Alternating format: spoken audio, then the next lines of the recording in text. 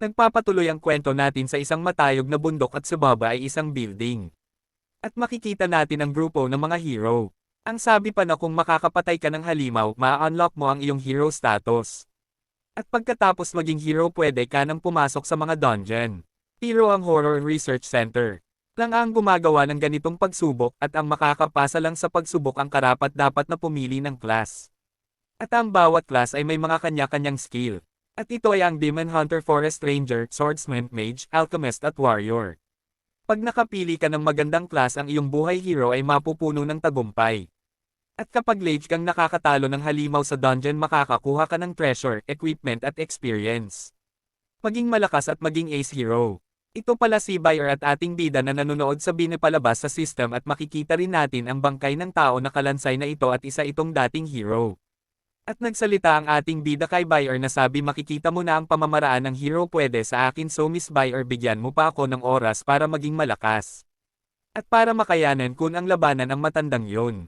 Naka-enjet lang naman si Bayer na nakikinig. A few moments later, 75th Master, napalingon naman ang ating bida sa tumatawag sa kanya. At nagpatuloy naman si Bayer sa pagsesilita na kinausap ko na si Lord Devo. Nagdesisayon siya na bigyan ka ng 3 araw para maghanda at pagkatapos susubukan ka na pagkatapos nakayuko lang naman ang ating bida na walang emosyon. At nagsalita siya na parang naiinis ano 1 araw lang. At nagpatuloy ito sa pagsasalita na may mahinahon na boses. Sanadyo maghahanda ako sambit pa ng ating bida. At makikita natin ang paraan na gagawin niya para maging malakas at makayanang harapin ang Demon Lord. Una magiging hero siya. At sabi pa ng ating bida na susundin niya ang information na nakuha nila sa bangkay ng hero at gagawin niya ang pamamaraan ng hero. At dugtong pa ng ating bida para maging hero kailangan niya munang pumatay ng halimaw. At sinagot naman siya ni Bayer na madali lang yan i-arrange ko ito para sa'yo na nakataas pa ang daliri. Napanggit naman ang ating bida na namumula pa at sumagot ito na salamat sa iyong masipag na pagtatrabaho Miss Bayer. At nagsalita naman si Miss Bayer na wag mong intindihin yon at pinakilala niya ang makakalaban ng ating bida na si Demon Manor Green Pepper Demon at humiyaw pa ito napakunot na lang ng noo ang ating bida. At namuti na lang siya dahil sa laki ng kalaban niya kaya sinabihan niya na lang na Miss Bayer pabalikan mo natong halimaw nato. Yung easy kalaban lang pwede. At sumagot naman si Bayer okay nagdala pa ako ng isa na parang nag-isip. At pinakita na ang makakalaban ng ating bida, ito ay isang maliit na goblin at inuubo pa at halatang may sakit at hindi na makatayo. At linapaliwanag naman ni Bayer ang impormasyon ng Dwarf Sambit. Niya pa na ang pangalan niya ay buff na injured siya ng mga hero. At ngayon nagsasuffer siya ng dahil sa lason at malapit na siyang mamatay. At sinagot naman siya ng bida na kawawa naman gusto ko siyang pagalingin. At sagot naman ni Bayer na wala na tayong magagawa sa kanya at kahit pa si Lord Devo. Nakakalungkot pero ang kamatayan na lang ang makakalaya sa kanya. At makikita natin ang bida na pinagpapawisan at naawa ito sa kay Bluff. At nagsalita naman si Bluff na bata habang mahina na ang boses. At nagpapatuloy pa ito sa pagsasalita at pinagpapawisan sambit niya na alam ko na ang lahat nito ay walang awa sa iyo pero ang lahat ng ito ay mabuti. Huwag muna itong alalahanin. At yung nga hindi na napigilan ng ating bida ang kanyang luha at nagpatuloy pa si Bluff sa pagsasalita na naniniwala ako na maging malakas ka sa hinaharap at ako ang unang susi sa hinaharap na ito. Kaya Sanadyo na bata, gawin muna magiging masaya ako katulad ng una akong natulog sa balikat ng mama ko sambit ni Bluff habang nakajetty pa ito. At makikita natin na tinakpan ng ating bida ang bibig ni Bluff at nanginginig pa ang kamay nito. At napasabi na lang ang ating bida na rest in peace Bluff. Sambit niya pa habang tumutolo ang luha. At makikita naman natin si Bayer na umiiyak dahil sa nasaksihan at sabi pa ng ating bida na ikaw ang halimaw na karapat dapat na erespeto. At hindi ko makakalimutan ang mga sinabi mo. At magiging malakas ako at yun nga tuluyan ng pinatay ng ating bida si Bluff ni Potikip naman ng bibig si Bayer. At biglang nagpakita ang system na kasulat ang hero mode activate. At makikita natin na nagbago ang kasuotan ng ating bida at tiningnan ng ating bida ang kanyang sarili at sambit niya pa na nagiging hero talaga ako at ang kasuotan ko nagbago rin. At napaisip naman ang ating bida na sabi sa wakas hindi na ako maglalakad ng walang damit kahit kailan. At makikita natin na dinadamdam ng ating bida ang saya. At may biglang lumabas na liwanag galing sa kamay ng ating bida. At tiningnan ito ng ating bida at ni Bayer at sambit pa ng ating bida na ito pala ang character info ko. At makikita nga natin ang character info ng ating bida. Level 5, Hero Class Not Assigned, Beginner, Offense, 500, Defense, 1,500 Happy, 1,000 Mappy, 10. At napatanong ang ating bida na bakit level 5 ako agad. Di ba dapat level 1 muna? Sumagot naman si Buyer na naniniwala ako ang Demon Manor is Hell level dungeon. At dugtong pa nito habang nagpapaliwanag na about kay Bluff na iyong napatay, huwag mong pansinin ang kanyang size at kanyang edad, wala siyang magandang pakikipaglaban pero napabilang parent siya sa high-level monster. Kaya nakatanggap ka ng magandang X at nag-level ng biglaan. At sa isip pa ng ating bida na parang katulad sa laro kung gaano kataas ang level ng halimaw na iyong napatay ganun din kalaki ang X na iyong makukiha, kaya kailangan kong i-upgrade ang level ko dito napakadali lang nito. At napaisip pa ang ating bida na sa sitwasyon niya ngayon impossible na makakuha ng pagsubok sa training center para sa kanyang class. Kaya ang kailangan niya ay mag-level up. At makikita natin ang isang lugar na may kadina ang mga bato at nakabitin ito sa ibabaw at makikita rin natin ang mga naglalakihang halimaw. Nagtanong naman ang ating bida kay Buyer na kung ang mga halimaw ba sa lugar na napuntahan nila ay kasing hina lang ni Bro Bluff na kakaya niyang atakihin. At sumagot naman si Buyer na si Bluff ay special ang kanyang sitwasyon pero siguro makakakita ako ng halimaw na mababa ang kapangyarihan para makalaban mo. Sinagot naman siya ng ating bida na hindi mo na kailangan magtrabaho pa ng mabuti isa na akong hero ngayon kaya kun ang makipaglaban sa mga normal na halimaw.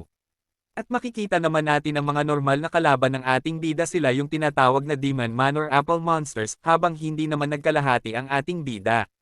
Ini-encourage naman ng ating bida ang kanyang sarili dahil nagbago na siya at makikita naman natin ang pag-alinlangan sa kanya. At yun nga isang suntok lang ang ating bida at natelepon na ito dahil sa lakas ng suntok maluha-luha naman siya at nagtalsikan pa ang sipon at laway niya. Sumabog naman ang bahagi ng pinagbagsakan ng ating bida.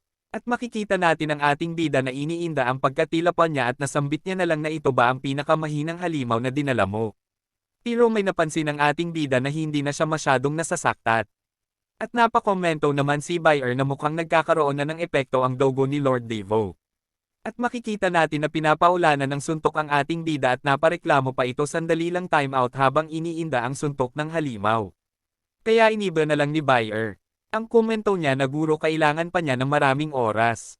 At makikita na lang natin ang ating bida na may mga binda ang mukha at sabi niya pa na natapas lang ito sa pagkasira ng depensa ko at dugtong pa ng ating bida na nawalan na ng pag-asa na bakit hindi parent sapat, kahit na ang mataas kong depensa at HP wala pa ring silbi dahil ba sa pag-absorb ko sa dugo ni ama, at dahil ba ang attack power ko ay mababa, hindi ko man lang kayang taloonin kahit ang mababang halimaw, at ninamaya naman ito ni Buyer at any encouraged na sabi wag kang ma-disappoint 75th Master. Mag-iisip na lang tayo sa madaling paraan para mag-level up.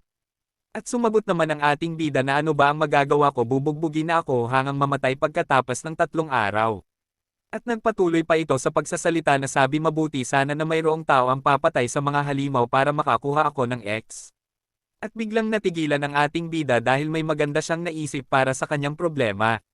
At tinanong niya si Buyer kung ang laban ba ng kanyang ama at mga heroes ay bukas na. Sinagot naman siya ni Buyer na papunta na ang mga hero dito siguradong nagsasaya na si Lord Devo sa pakikipaglaban sa mga hero. Napanggit naman ang ating bida sabi niya na lang na dalhin mo ako doon. At makikita natin ang iba't ibang uri ng halimaw at ang mga hero na nakikipaglaban sa mga ito. At makikita rin natin ang ating bida na nakayuko at tumatanggap ng maraming X.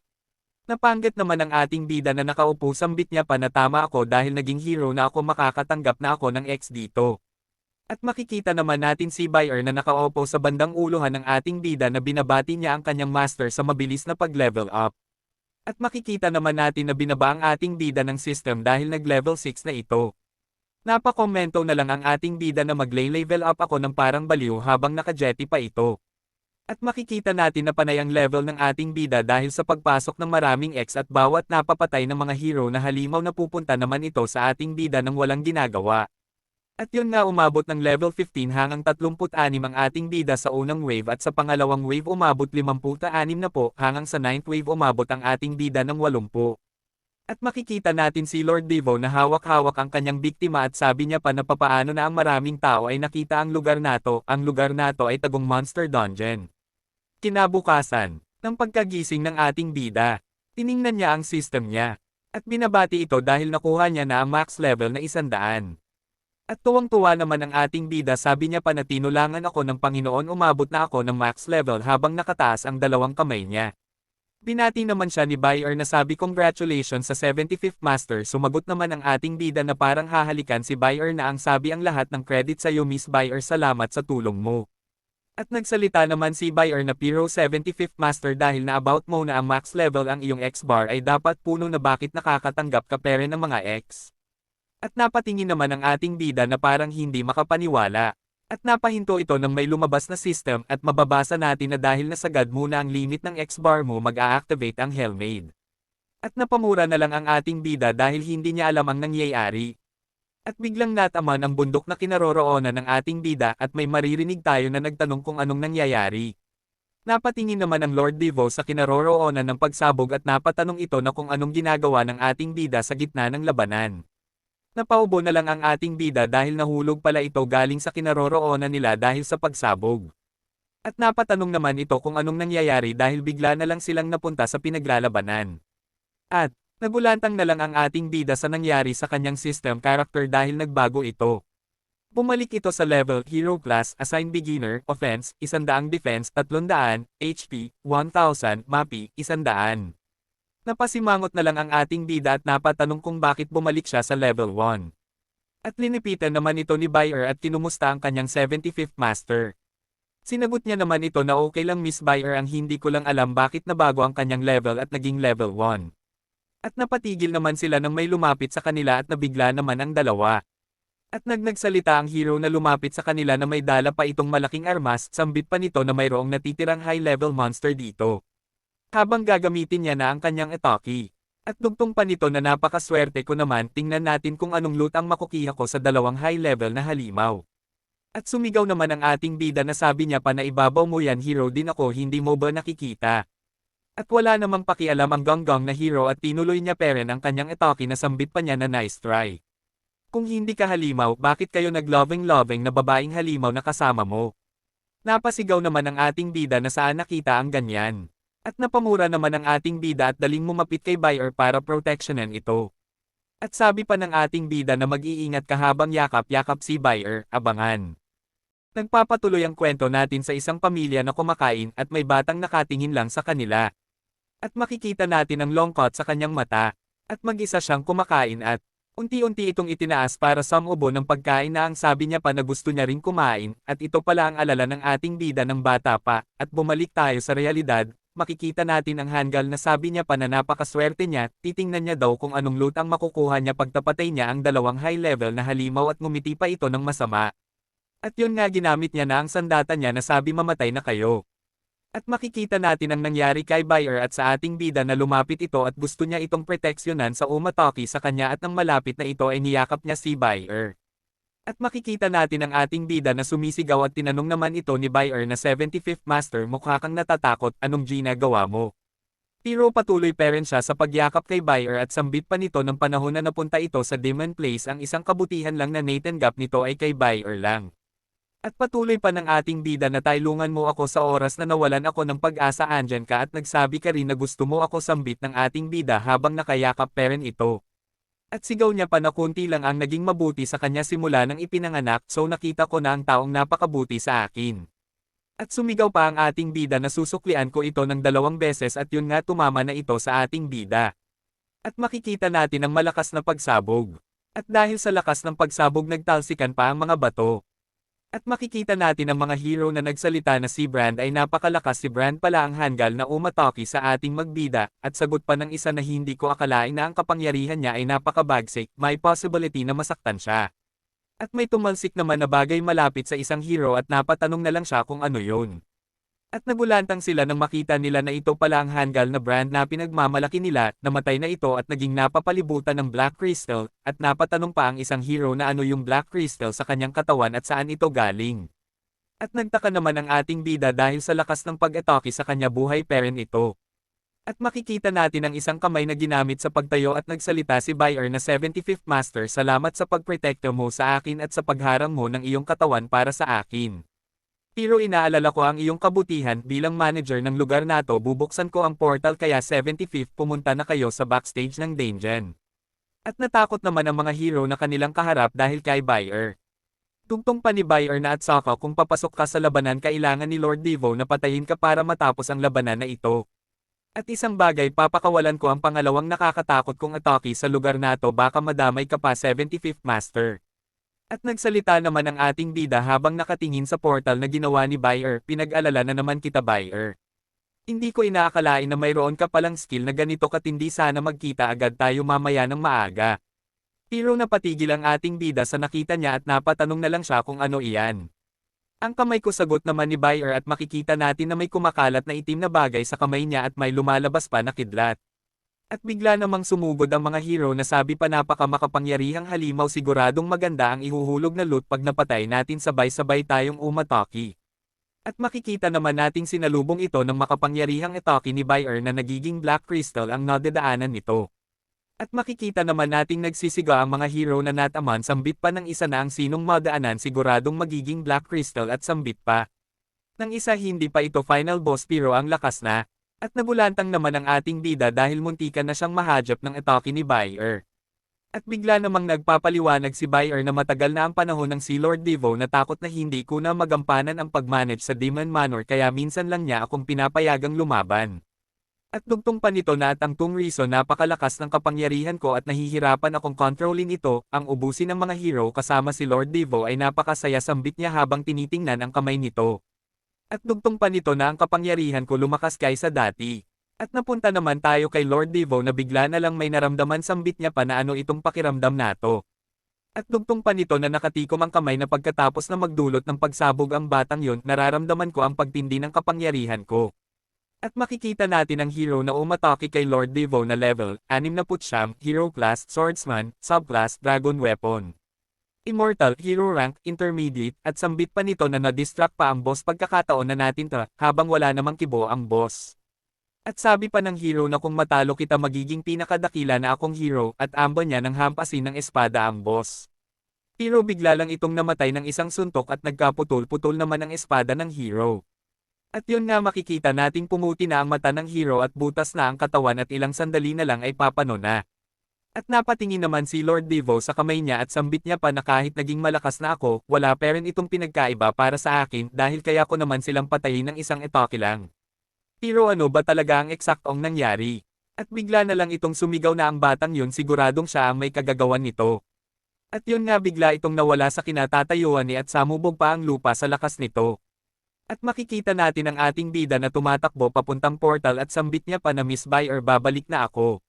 Pero biglang sumulpat si Lord Devo at hinironggan ang ating bida sambit pa nito tumigil ka small little brat. At sumagot naman ang ating bida na wow ikaw pala tanda ay hindi ibig kong sabihin ama habang makikita natin na bigla pa ang ating bida sa pagsulpot ng Demon Lord. Nagtanong naman ito sa bida na naging malakas ka na diba? At tinaas naman ng ating bida ang kanyang kamay at sabi hindi pa mayroon lang mga bagay na nangyari pero maging mabuti naman ito pero may kunting problema lang talaga pero huwag kang mag-alala may natitira pa namang araw diba? Sambit niya habang pinagpapawisan. At tinuto naman ni Devo ang ating bida sambit niya pa na oo pero nauubusan na ako ng pasensya sa'yo, susubukan na kita ngayon, kung makasurvive ka sa isang atake ko papasakak pero magnamatay ka hay hindi nakita pag-aaksayahan ng panahon para buhayin ka hindi karapat dapat gamitin ang dugo ko para iligtas ang isang basura. At makikita naman natin ang ating bida na pinagpapawisan at sabi niya pa na wag. Wag mong gawin. Pero hindi na ito nagpapigil, inatake niya na ito at dahil sa lakas sumabog pa ito, sambit pa ni Devo na tingnan natin ang katotohanan. At makikita natin ang nabiyak na lupa at nakabaon na kamay. At dahil sa lakas ni Devo umabot pa ang biyak ng lupa sa mga hero at napasigay naman ang hero na kahit na hidden monster dungeon ito hindi pwedeng ganito kat hindi ang kapangyarihan ng boss. At may sumigaw naman na hero na ang sabi at may tinuro, tingnan nyo nakita ko yung tao na inatake ng boss. At sabi naman ng isa na kahit na ordinaryong atake payan pero ang kapangyarihan ng boss ay napakalakas, ang beginner at intermediate hero siguradong mamatay sa atake na yun, kahit nga ang high rank mahihirapan na makatakas sa atake na yon at napatingin naman si Bayer sa 75th Master na may alala, at makikita natin ang boss at unti-unting nawala ang usok. At makikita natin na unti-unting tinatanggal ni Devo ang kanyang kamao at makikita natin ang isang kamao na katayo. Sabi naman ni Devo na isang kamay na lang ang natira matapos ang pag-atake ko. Nagsalita naman ang isang ng parang sisisid ng dagat dahil sa outfit na kawawa naman kailangan natin mag-ingat sa mga atake natin kung hindi maubos lang tayo. At may bigla namang napansin si Devo at nang tiningnan niya ito pala ang kanyang kamay na may butas nagtaka na lang siya dahil impossible na magkasugay siya. At nakita naman ito ng mga hero na ang sabi pa na tingnan nyo ang boss na ugatin. Anong nangyari? At sagot pa ng isa na parang nagmamola ang sugat niya sa pako dugtong pa nito na napakatibay ng katawan ng boss walang bagay ang makakasugat sa kanya, sambit nila na hindi makapaniwala. Napaisip naman si Devo na hindi kaya hindi niya natapos dahil lumabas na ang ating bida. At sambit niya pa na nakasurvive ako habang unti-unting lumalabas sa butas na kinalalagyan niya, at dugtong pa ng ating bida na ibig sabihin nakapasa ako sa pagsubok habang tinataas nito ang kamay niya, abangan ang susunod na mangyayari.